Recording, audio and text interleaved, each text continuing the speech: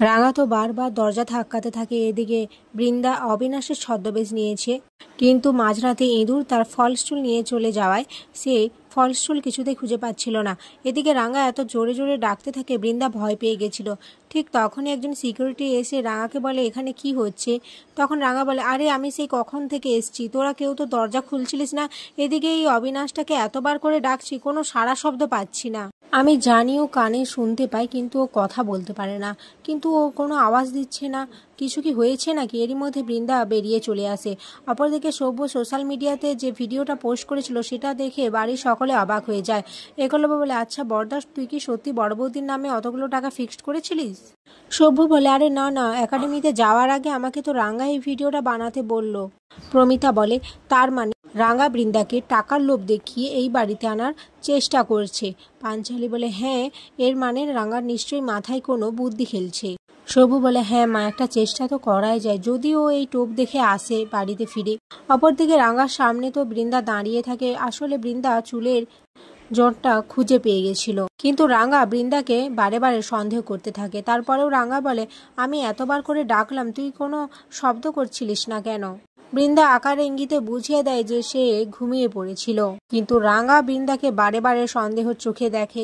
অপরদিকে বৃন্দার মা সুচন্দ্রা একলব্যদের বাড়িতে এসে চিৎকার চেঁচামেচি করতে থাকে। কৃষ্ণা বলে, আপনি এভাবে কেন চিৎকার চেঁচামেচি করছেন, আর এখানে এসেছেন কেন, কি বলতে চান? সুচন্দ্রা বলে, আমি তোমাকে কোনো কৈফিয়ত দিতে বাধ্য নয়। এরই মধ্যে সভ্য একলব্য সবাই চলে আসে।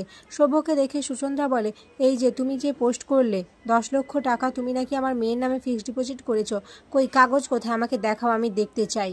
সভ্য বলে, আমি কেন আপনাকে দেখাবো? দেখালে আপনার মেয়েকে দেখাবো, তাছাড়া আমি আপনাকে কেন দেখাতে যাব?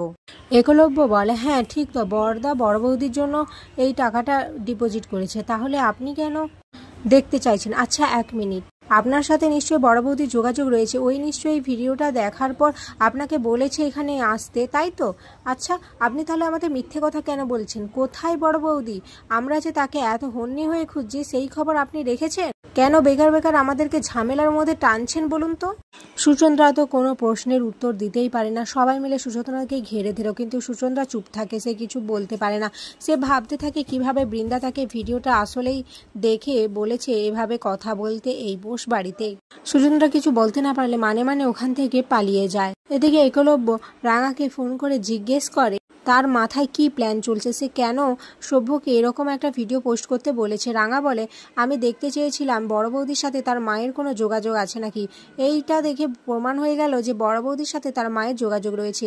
এবার আমি পুলিশেরকে বলে ওদের বিরুদ্ধে আরো কড়া ব্যবস্থা নেওয়ার ব্যবস্থা করাচ্ছি। এদিকে সাত্তকী নবারুণকে ঘরের ভেতরে ডেকে নিয়ে যায় কিছু কথা বলার জন্য। অপরদিকে বৃন্দা সুচন্দ্রাকে ফোন করেছে। সুচন্দ্রা বলে দেয় রাঙা প্ল্যান করেছিল বৃন্দাকে ধরার জন্য, আর এই ভিডিওটা সম্পূর্ণ ফলস ছিল, যেটা থেকে বৃন্দা বলে, আমি বুঝতে পেরেছিলাম আগে যে এটা কিছু একটা গোলমাল রয়েছে, কিন্তু রাঙা যতই চেষ্টা করে নিক না কেন আমাকেও কিছুতেই ধরতে পারবে না। অপরদিকে সাত্তকী নবারুণকে বলে যে তার সমস্ত ফিক্সড ডিপোজিট যে ব্যাংকে রয়েছে সেখান থেকে তুলে এই কোম্পানিতে দিতে, এখানে ভালো সুদ পাওয়া যাবে। এদিকে রাঙা বাড়িতে এসে সমস্ত কিছু আড়াল থেকে শুনে বুঝতে পারে যে মেজদাদা বাবু কিছু একটা করতে চাইছে, তাই সে ঠিক করে একলব্যকে সমস্ত সত্যিটা জানানোর। অপরদিকে সাত্তকী চাইছে খুব তাড়াতাড়ি তার বাবার সমস্ত টাকা সে নিজের নামে করে নেবে। এদিকে নবারুণ সাত্তকীকে বলে, ঠিক আছে, তোর মা আসুক, তার সাথে কথা বলি, তারপরে আমি তোকে জানাবো। আর এখানেই আজকের পর্ব শেষ হয়ে যায়।